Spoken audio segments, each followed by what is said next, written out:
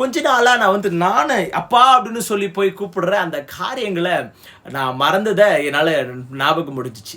அப்போ நான் உடனே என்ன பண்ணிட்டேன்னா பைபிளெல்லாம் க்ளோஸ் பண்ணிட்டு அப்படியே அமைதியாக அப்பா சமூகத்தில் போயிட்டு அப்பான்னு சொல்லி கூப்பிட்டு எனக்கு ஏசப்பா செஞ்ச எல்லா நன்மையும் நான் சொல்ல ஆரம்பித்தேன். எனக்கு ஏசப்பா கடந்த நாட்களில் எவ்வளோ நன்மை, மனுஷர்கள் என்னை தள்ளின போது, எந்த மனுஷனை நம்பாத போது, என்னை குப்பையிலிருந்து தூக்கி கண்மலை மேலே வச்ச காரியங்களெல்லாம் நினைக்கும் போது அதெல்லாம் சொல்லி சொல்லி சொல்லி ஏசப்பா அப்படியே கொஞ்ச நேரம் அப்படியே அவரோடு கூட பேசிட்டே இருக்கும் போது எனக்கு ஒரு பெரிய சமாதானம் எனக்குள்ள நிரம்ப ஆரம்பிச்சிச்சு.